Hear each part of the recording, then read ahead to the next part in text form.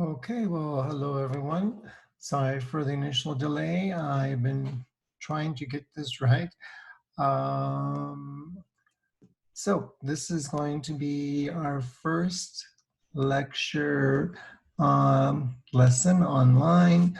I'm barely learning this, and so please be patient with me. So we're going to start out with going to WebAssign, and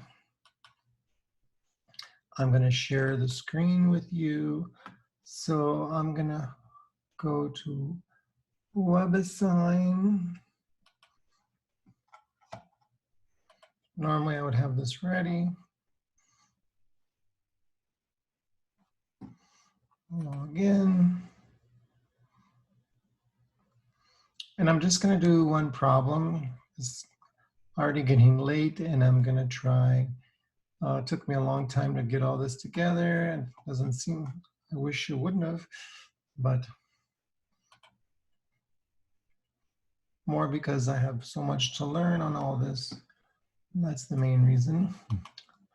And we're on our own here, so I had to learn all this myself. Okay, so here's the assignment.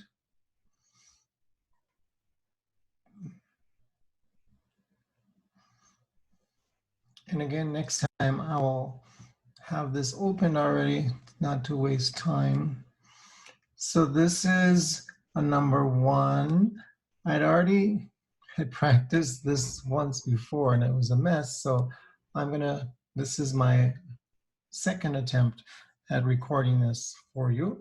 So as you can see there, I can erase this answer, but it's already there. So, okay, I'll just leave it there.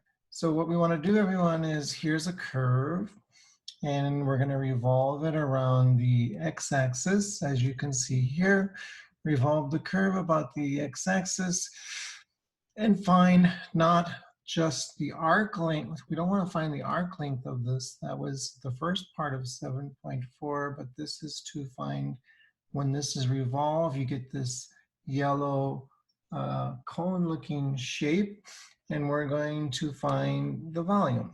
So to do that, we are going to cover the topic of finding surface area of a solid of revolution. So so you see the curve is 1/3 x cubed, revolving around the x-axis, and we are gonna integrate from x equals 0 to x equals 3 right here. It's a little awkward vantage point, but from x equals 0 to x equals 3. So I'm going to switch to a live screen on my paper. So there'll be a pause.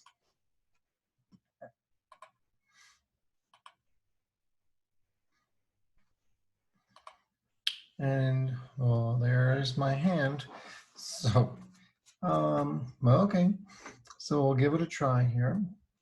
So this is 7.4, and this is problem number 1 on your assignment. And we have this curve, looks something like that. And how about we call it y1 equals, and it was 1/3 x cubed. And the x-axis is our axis of revolution. I'm going to buy actually my daughter is going to help me out and buy a eraser board and with some small tipped markers, and we'll try to do it on that tomorrow for the next lesson, okay? See if that works better. In the meantime, so the x-axis is the axis of revolution. And now if we pick the idea here is everyone, is if we pick a little small arc, which infinitesimally small is going to be a segment.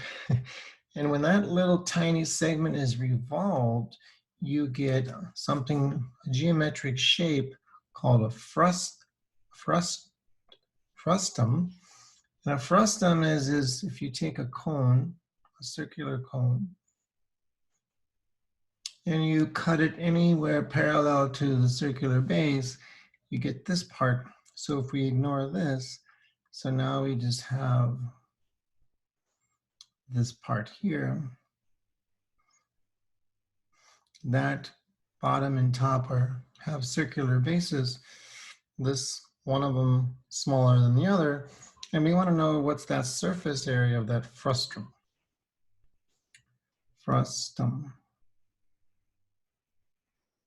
So for this formula for us to be able to compute the surface area of a frustum, well, surface area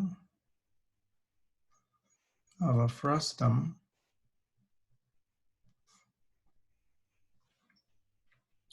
so there is a proof in the book that shows the derivation of this, but what we need, because this is going to be really, really infinitesimally small, and the formula turns out to be 2 pi times radius, which is really, if you think about this being really, really, really, really short, the distance around is the circumference of the circle times this arc length, which would be, this would be really, really short, but I have to draw it so you can see it. So this would be like the arc length.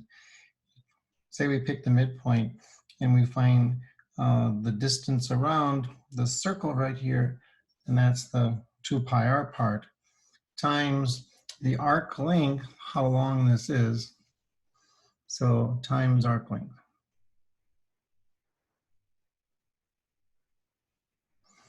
Okay, and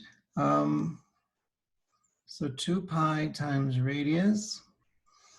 The radius is the distance from the arbitrary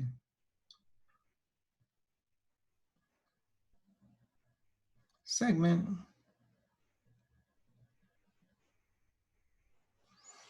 to the axis of revolution.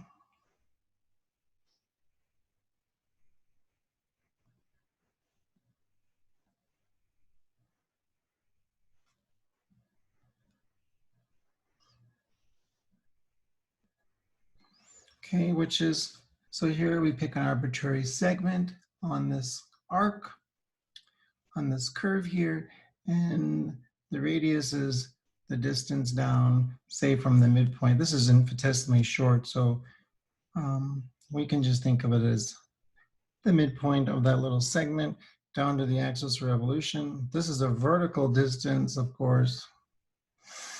And so the difference between the distance from here to here is the difference in the two curves, say y1 minus y2, and y sub 2 equals 0. And then, so that's what we'll write in a moment. The arc length is from earlier in this section, which we've already talked about, so I'm just going to fill it in there. So the square root of 1 plus f prime of x, quantity squared. Okay, so using this, now let's work it out for this problem. So if we take an arbitrary segment, revolve this arbitrary segment around, we're going to get this little frustum, and we want to know what's the surface area of that frustum. So the surface area of an arbitrary segment once revolved becomes a frustum. And then we are being asked to find the surface area of that. So for one of the frustrums, we write the general formula down, and that's this right here, which will be 2 pi times radius. So times radius times arc length. The radius, again, is the distance from the arbitrary segment, say the midpoint of the arbitrary segment down to the axis of revolution. Well, that's this y value minus this y value, or we can say y sub 1 minus y sub 2. And then the arc length, we're going to figure out what that expression is from this right here. This is going to equal 2 pi times y sub 1 is 1/3 x cubed minus y sub 2 is this x-axis again, which is y equals 0. And now let's figure out this expression. So we need to know the derivative. The derivative of 1/3 x cubed with the power rule, bring down the 3 times 1/3 cancels out, and we now have 1 less, so x squared. Hope that's okay. By the way, I'm gonna try this after the first time or second time, invite you to join in for a live lecture, and then if you have questions, you can ask. But we'll talk about that another time. So anyway, f prime of x squared. We'll also have an online tutoring session where you can just call in and ask, not call in, but you can join in online, and either with your smartphone or with a laptop, if you have a webcam and a microphone, or you can just type in your question. We'll also talk about that. Anyway, excuse me. So f prime of x quantity squared, excuse me, is x squared squared, which of course is x to the 4th. And now we want 1 plus f prime of x squared, and all that's in the square root. So this will be right here, class, the 1 plus x to the 4th. Of course, we can write that in with an exponent instead to the 1/2 power. So here's our general formula for the surface area of any arbitrary frustrum, which again is created by taking a little piece of this arc, revolving around the axis of revolution, creating a geometric frustum. And so for example, if we picked, remember this is x equals 0 right here. This is x equals 3. If we pick some little place anywhere in between, anywhere, and just pick, oh, let's say x equals 1.4, then we could put, we'd also have to pick a delta x, and you would then put the 1.4 here, the 1.4 here, times, I didn't write the rest of the formula here, but then you would write times the thickness, which whatever you would call this thickness here. And we could actually get a computed surface area of a single frustrum. But let me keep going here. So,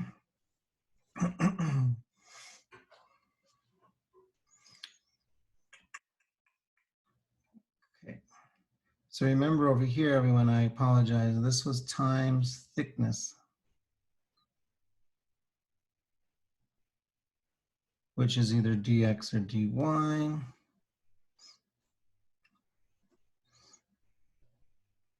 And so that would be right here as well. And that's what I was talking about.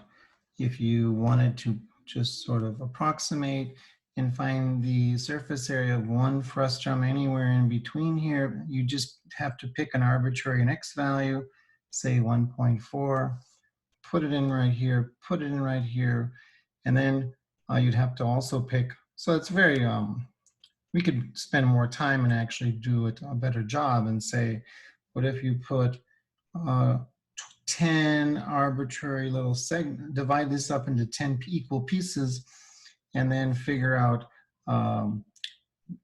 what the width would have to be, and the width would have to be 3, this is 3 across, divided by, say you split it into 10, so then the width of every little segment would be a delta x. I'm kind of blabbing here, but delta x would be the 3 units divided by, say, 10 segments, or however many you want to put. That would be 0.3 units. And now if you start, let's say x equals whatever, 1.4 with, well, it may not be 1.4, but let's just for time's sake say that. And delta x equals 0.3. And now you could put right here 1.4, 1.4, 0.3, and you could get the surface area of one of those 10 frustums. And then you could actually do it for the remaining 9 of them, and you could add them all up and get an approximation for the surface area of that solid of revolution. Well, anyway, but we don't have to do that approximation. So that was just for fun there, for discussion purposes. So what do we actually want? The exact surface area of this solid of revolution .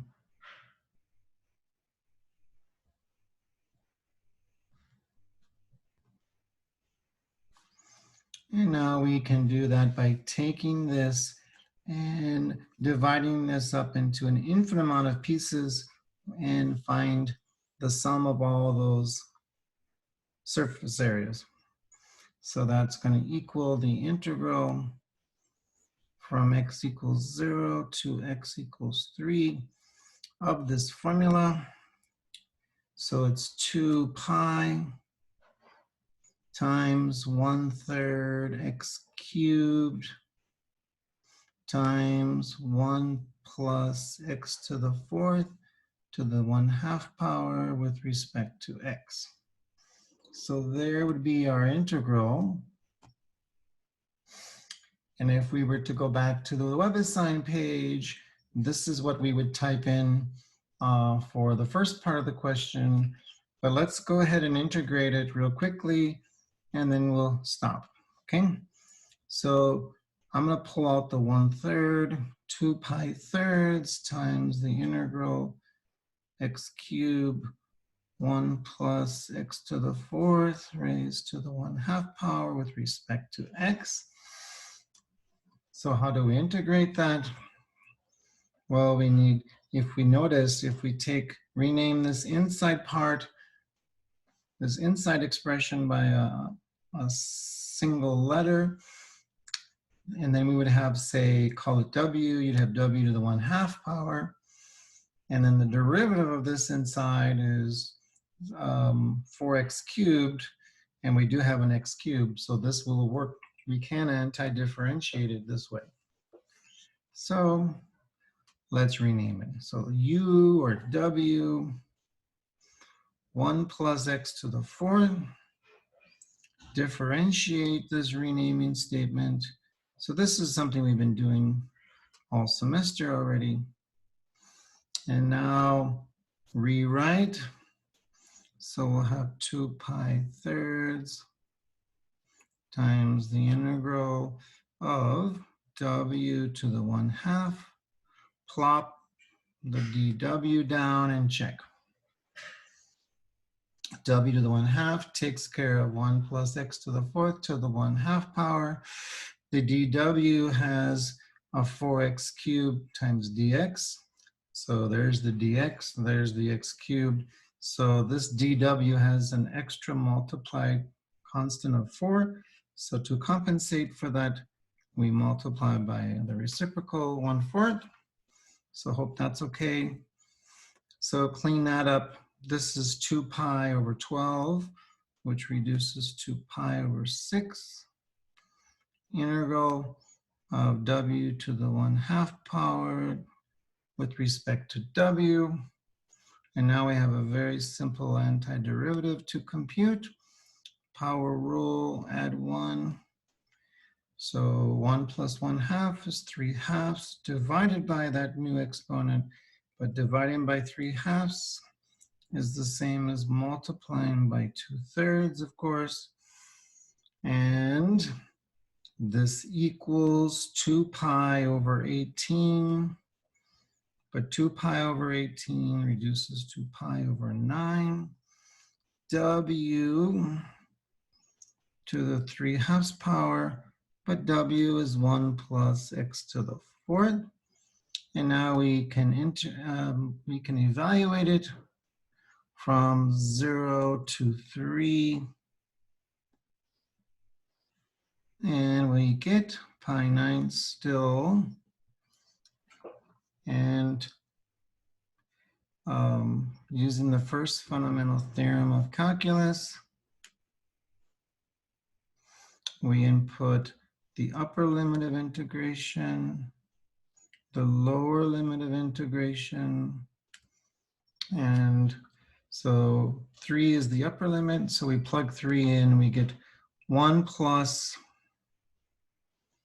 3 to the 4th power, input the lower limit of integration, 1 plus 0 to the 4th power, and now simplifying. 3 to the 4th is 81, plus 1 is 82. Oh, and I forgot to write, this is to the 3/2 power, sorry. 3/2 power.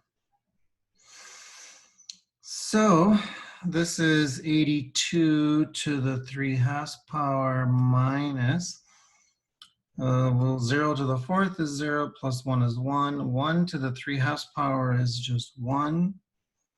So this would be our exact answer.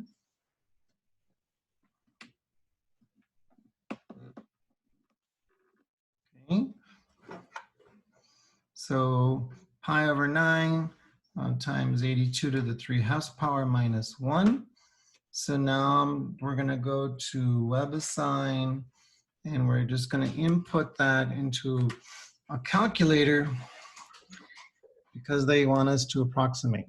So now I'm going to switch us over back to the computer screen.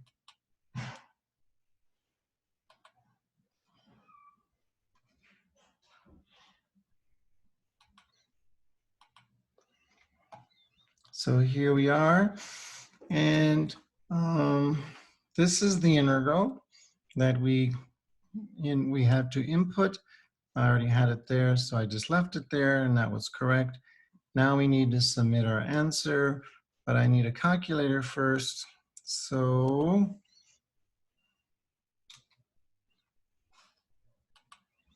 let's get a calculator, and we have one.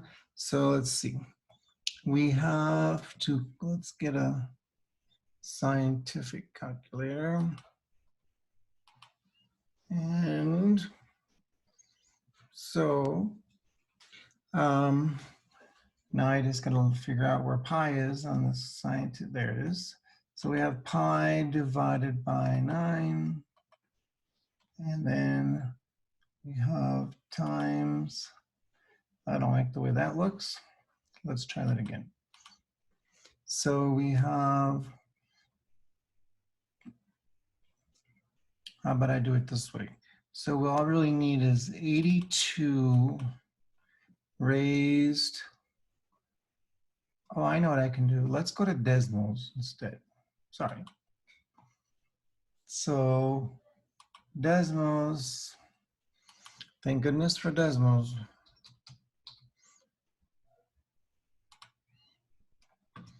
So I'll try to get better at all this, but so we have pi divided by 9 times the quantity, and then we had 82 to the 3/2 power, and then minus 1,